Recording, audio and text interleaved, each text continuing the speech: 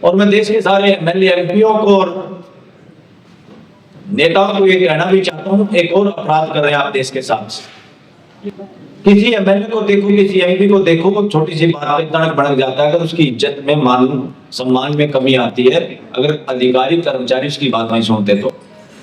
मगर यही एमएलए और एमपी लगातार रौंदते हैं देश के असली लोकतांत्रिक प्रहरियों को, जो सरपंच के रूप में है, पंच के रूप में है, जिला पार्षद के सदस्य हैं, ब्लॉक समिति के हैं। कभी इन्होंने सोचा नहीं, पॉलिटिकल रिप्रेजेंटेटिव जो भी होते हैं, जनप्रतिनिधि, उन सबको प्रोटोकॉल में होना चाहिए। प्रोटोकॉल में कौन है? एमएलए से लेके एमपी तक, मंत्री तक, एक प्रोटोकॉल है देश के अंदर सामंतशाही का, किसके साथ कैसे व्यवहार हो। हम ये नहीं कहते उनकी इज्जत नहीं हो, इज्जत होनी चाहिए। और सरकारी कर्मचारी जो व्यवस्था में भागीदारी करते हैं, उनको डायरेक्शन देने की उनकी जिम्मेदारी है, क्योंकि जनता उनको अपना प्रतिनिधि बनाती है कि आप सिस्टम को ठीक रखिए, संभाल के रखिए इनको। मगर कोई भी राज्य सरकार, इवन कांग्रेस की भी, राहुल गांधी भी बार बार कहते हैं हमने भाई जनसंख्या वो करनी है, जनसंख्या जनगणना हमने करवा दी, हमने तेलंगाना में ये कर दिया, हमने वो कर दिया। उनके पिताजी जब प्राइम मिनिस्टर थे, जब एक कानून बना था इस देश में, पंचायती राज व्यवस्था, और उस वक्त पंचायतों को अधिकार दिए थे जैसे राज्यों को अधिकार है, यूनियन को अलग अधिकार है कानून बनाने के और काम करने के, ऐसे ही निचले के सतर पे, रूरल लेवल पे, ताकि लोकतंत्र देश में सबसे ज्यादा मजबूत नीचे होना चाहिए। और देश के सरपंच पंच जो हैं आज भी सरकारी कर्मचारियों के गुलाम हैं, और ये एमएलए और एमपी तमाशा देख रहे हैं। सभी पार्टियों को मैं ये कह रहा हूं, अगर लोकतंत्र मजबूत करना है तो प्रोटोकॉल, और किसी भी नीचे के नगर परिषद हो, नगर पालिका हो, नगर निगम हो, आपकी पंचायत हो, ब्लॉक समिति, जिला परिषद के जो सदस्य हैं, इनका प्रोटोकॉल बनाना बहुत जरूरी है, ताकि किसी इलाके का एसएचओ प्रोटोकॉल में उसके यहाँ के सरपंच और ब्लॉक समिति के चेयरमैन से नीचे होना चाहिए, ताकि वो इमीडिएटली उसकी बात सुने। उनको किसी एमएलए और एमपी से फोन कराने की जरूरत ना पड़े, कंट्रोल में आएगा सिस्टम अगर ये प्रोटोकॉल दे दें। और रूट लेवल पे नेताओं को, बच्चों को जो सरपंच पंच मानते हैं, उनको गनमैन नहीं चाहिए, वो उसी गांव में, उसी मोहल्ले में रहते हैं, जिन लोगों का प्रतिनिधित्व करते हैं। एमएलए एमपी तो वैसे राजधानियों में जाके बैठ जाते हैं, गनमैन मिल जाते हैं, पेंशन मिलती है, फैसिलिटी मिलती है। अगर देश के लोकतंत्र को मजबूत करना है तो इस देश के सभी एमएलए एमपीओ के प्रति मेरा ये आह्वान है कि आपकी अगर नीयत साफ है, आप लोकतंत्र में विश्वास करते हैं, तो इस देश के सरपंच पंच, जिला परिषद के मेंबर, ब्लॉक समिति, नगर पालिकाओं के जो असली सरकार है देश की, या जो असली जनप्रतिनिधि है, जो असली मानवीय व्यवस्था के प्रहरी हैं, उनका अफसरों द्वारा सस्पेंशन का जो कानून है हर देश में, पंचायती राज एक्ट जितने भी स्टेटों के हैं, सब के सब अनकॉन्स्टिट्यूशनल है, असंवैधानिक है, और वो गला खोल रखा उन्होंने लोकतंत्र का। अगर उनके पास वो सरकारी अधिकारी उनको सस्पेंड ना कर पाए तो फिर देखना, फिर किसी एमएलए एमपी को वो छोटे छोटे काम करने के लिए जनता उनके दरबार पर नतमस्तक नहीं होगी जैसे राजाओं के दरबार पे होगी। अगर उनको सस्पेंड ना हो, फिर युवा, इतने युवा इस देश में सरपंच पंच पार्षद हैं, इतने लोग हैं, फिर किसी को इन पार्टियों के दफ्तरों को ढूंढने की जरूरत नहीं पड़ेगी राजधानियों में, दिल्ली में, क्योंकि सरपंच पंच के लिए, पार्षद के लिए टिकट की जरूरत नहीं होती लोगों को। जिसका जो संपर्क अच्छा है वो जीतता है। ये तो पॉलिटिकल पार्टी वहां जाके भी इनको गोद लेके अपने अपने पार्टीबाजी करते हैं, मगर कभी ध्यान नहीं दिया कि इनको भी प्रोटोकॉल की जरूरत है। लोकतंत्र में लोकतांत्रिक जनप्रतिनिधि कभी भी सरकारी मुलाजिमों के मार्गदर्शन नहीं होते। ये नंगा नाच देश के अंदर होगा, इसके लिए सारे देश के एमएलए और एमपी जिम्मेवार हैं, हर पार्टी के जिम्मेवार हैं। अगर आप चाहते हैं, आज रिजर्वेशन भागीदारी नीचे सबसे ज्यादा है, पंचायत लेवल पे, जिला परिषद में, ब्लॉक समिति में, महिलाओं की भी और हर समाज की, एससी एसटी ओबीसी की भी है।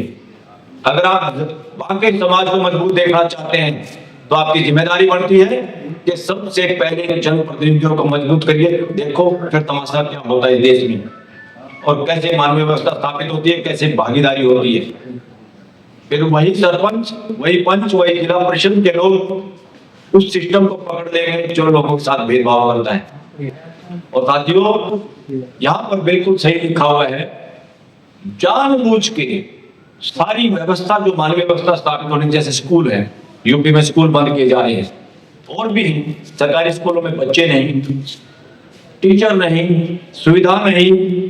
तो इसका मकसद क्या है? इसका मकसद ये है, जो लोग जिम्मेदारी निर्वहन करने के लिए बैठे हुए हैं, उनके मानसिकता में शैतानियत है। वो देश के साथ नाइंसाफी कर रहे हैं, वो संविधान की हत्या कर रहे हैं। संविधान के तहत अगर संविधान को पता हो, सब सारे संविधान की लेते हैं ज्यादातर। ये मुझे ये नहीं, अभी जो प्रतिनिधि बैठे हैं मैं उनको अन्य चर्च को ना ले, एमएलए एमपी को तो छोड़ो, मैं तो कह रहा हूँ सुप्रीम कोर्ट के बहुत जजों को भी मर्म का ज्ञान नहीं, संविधान चाहता क्या और संवैधानिक फैसले क्या होते हैं। इससे कोई फड़के तो फड़के, हकीकत ये है।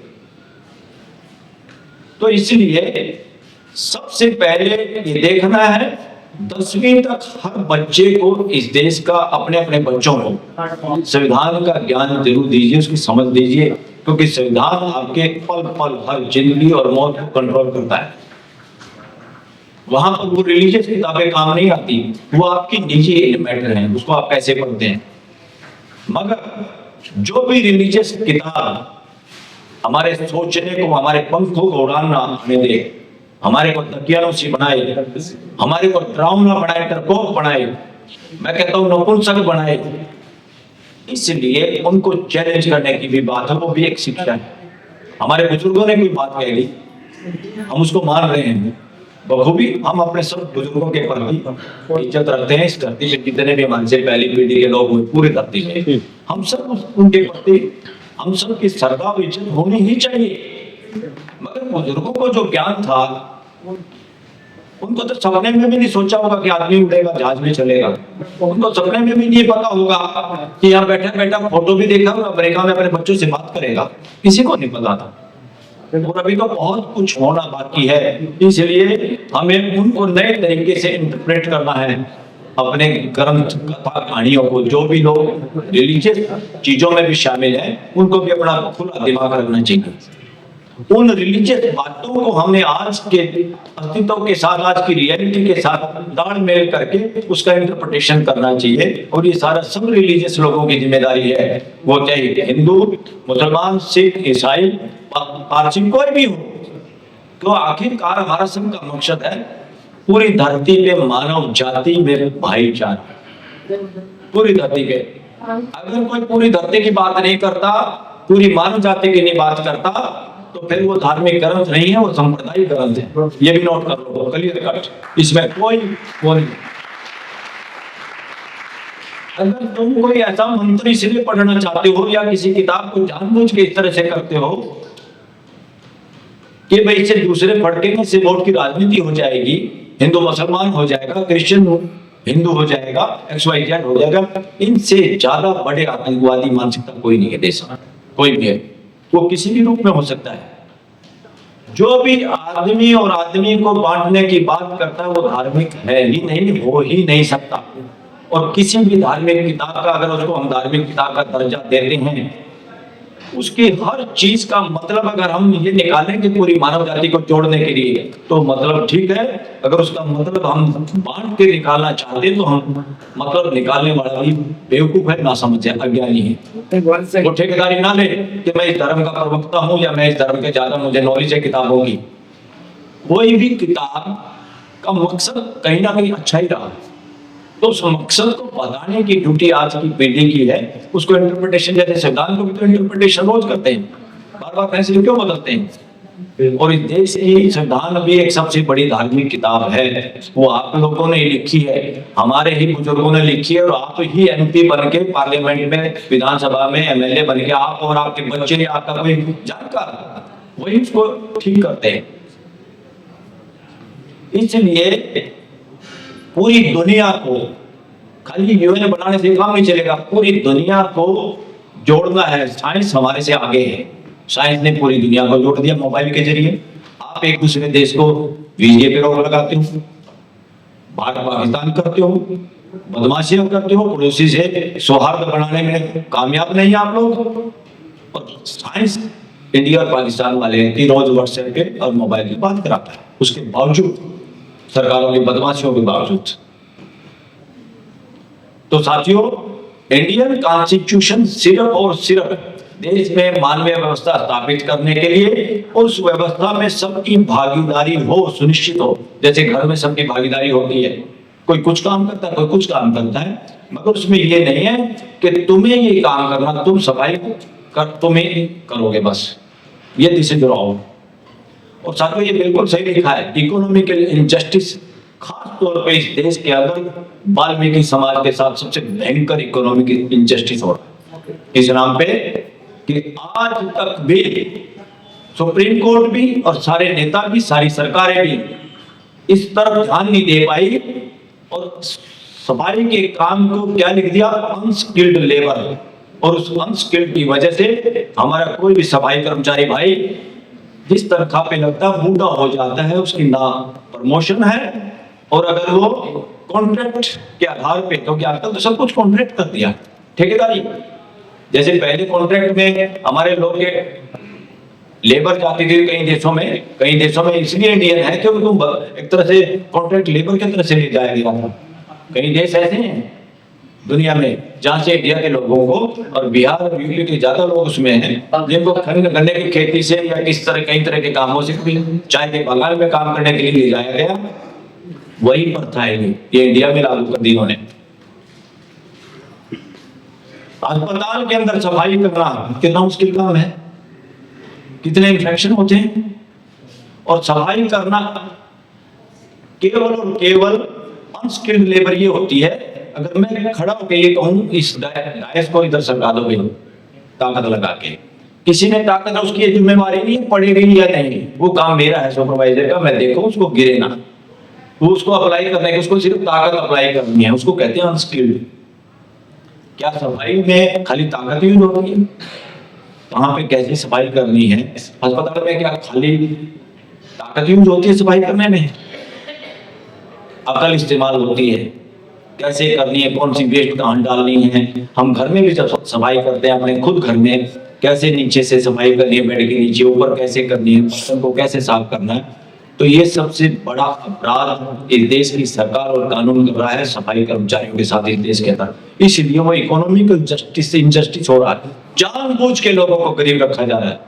दिल्ली में दुनिया भर की नौकरी ऐसी पोस्ट है खाली, वहां पे कॉन्ट्रैक्ट लेबर से, कॉन्ट्रैक्ट लेबर का असली मकसद ये है जो टेम्परेरी काम होता है उसी में कॉन्ट्रैक्ट लेबर रखी जा सकती है।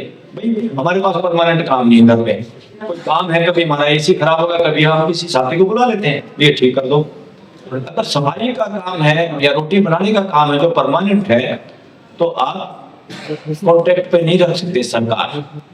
वो एक परमानेंट नेचर का काम है, वहाँ जो आदमी काम करता है उसका तजुर्बा भी होता है, उसके साथ उसका प्रमोशन भी देना होता है। अगर दिल्ली में जितने सफाई कर्मचारियों को पोस्ट है खाली हजारों हजार, अगर नीयत साफ होती और वहां लोगों को रेगुलर पढ़ते, जो सीनियर लोग थे उनको रेगुलर करते, वही 10-15 हजार की बजाय उनके घरों में 50,000 या उससे ज्यादा पैसे जाते, तो कितना विकास होता, कितने घरों पे लाली छाती, कितने बच्चे आगे बढ़ते, इसका अंदाजा आप नहीं लगा सकते। इसलिए देश में लोगों को जानबूझ के गरीब रखने का षड्यंत्र जारी है, और उस पर सारी सरकारें कहीं ना कहीं आज तक शामिल रही है, जो खुल के इन बातों को कह नहीं पा रहे हैं। इसलिए देश में अब जरूरत है ड्रास्टिक स्टेप उठाने की। 75-80 साल से हम देख चुके हैं। एक तो अभी भी आज एक बच्चा स्कूल का 10वीं तक के बच्चे को तो ये ज्ञान होना चाहिए कि 140-45 करोड़ लोग जितने हैं वो मेरे परिवार के हिस्से हैं। अगर उसकी समझ 10वीं की सर्टिफिकेट साथ ये नहीं हुई तो शिक्षा अधूरी है, शिक्षा में बेईमानी चल रही है और शिक्षा एक फ्रॉड है। और कॉलेज के स्टूडेंट को तो पता चल जाना चाहिए 700 करोड़ धरती पे रहने वाले लोग मेरे जैसे हैं, और हम सबको इकट्ठे रहना इस धरती पे, इसका नाश नहीं करना। ये खदान लेके बेचारे वो आदिवासियों को, आदिवासी अलग हैं, फार्मर अलग हैं, एससी अलग हैं, ओबीसी अलग हैं, वो सारा मामला एक ही है। जो विक्टिम है, शोषण जिसका हो रहा है, कितने लोगों को मारा गया। मैं वहां गया था, मेरे को भी जाने का मौका मिला आदिवासी इलाके में। एक गांव के बाहर ऐसे बना हुआ है जहां 20, 30, 50 लोग इसी वजह से हत्याएं जिनकी हुई है हमारी अपनी फोर्सेस की गोलियों से, उनको नक्सलवादी बता के। कोई आदमी अपने हक की बात करे वो नक्सलवादी होता क्या? वो राजशाही में नक्सलवादी हो सकता है, लोकतंत्र में इस देश में एक भी नक्सलवादी नहीं है। ये जो डाटे हैं या इस तरह का शब्द जो यूज हो रहा है ये अपने आप में बेईमानी है। जब कोई सिख अपने हक की बात उठाता है तो उसको कहते हैं कि ये तो खालिस्तानी है। कोई आदमी बात उठाता है तो सबसे आसान शब्द है मुसलमान के लिए टेररिस्ट, ये टेररिस्ट। तो ये सारी बदमाशी कहां से आ रही है? इसलिए कोई भी ऐसी कथा कहानी किताब भी जिसको हमने चोला पहना रखा है धार्मिकता का, वो सांप्रदायिक है, ना कि सांप्रदायिक नहीं कहूंगा, अमानवीय है। जिस भी कथा कहानी में, जिस भी किताब में मानव जाति को अलग चश्मे से देखा जाता है, देखा जा रहा है, वो सारी की सारी देश की दुश्मन किताबें हैं, मानव जाति की दुश्मन है। और उन किताबों का प्रचार प्रसार जो भी कर रहा है देश के अंदर, वो असली आतंकवादी है। कोई भी धार्मिक किताबें मानव जाति को जोड़ने के लिए है, तोड़ने के लिए नहीं। जो उनको कोट करता है लोगों को तोड़ने में, विभाजन करने में, वो इस देश के एक नंबर के दुश्मन है। वो कहीं भी हो सकता है। और इस देश की जुडिशरी को मजबूत होने की जरूरत है। जुडिशरी को जितना मजबूत होना चाहिए, जुडिशरी ने अभी तक हमारे सर्वे के हिसाब से 5-10% ईमानदारी से संविधान के हिसाब से काम किया है। अभी 90% काम बाकी है। अगर नियत हिसाब से संविधान के चश्मे से अगर काम करें तो इस देश की जो दुर्दशा आज है ये नहीं होती। हमारे लोग जमीनें बेच के इधर उधर, कोई कनाडा, कोई ऑस्ट्रेलिया, इधर उधर के देशों में जा रहे हैं। वहां देख के लोगों को लगता है बड़ी सफाई है, बड़ा ट्रैफिक नियम ये है वो है। अरे वहां है तो हम यहाँ नहीं कर सकते क्या? अब सबको जुट के इस देश के अंदर उसी तरह का एक सिस्टम लागू करना है जो इस दुनिया में कहीं भी नहीं है, इतना बेहतर। और वो बंधुता पे आधारित और भाईचारे पे आधारित। सबसे ज्यादा जरूरी है कि फ्रेटर्निटी बनी रहे देश के अंदर। तो साथियों, इसी बात के साथ मैं अपने बात को खत्म करता हूँ। आप सबका धन्यवाद। फिर कभी मिलेंगे।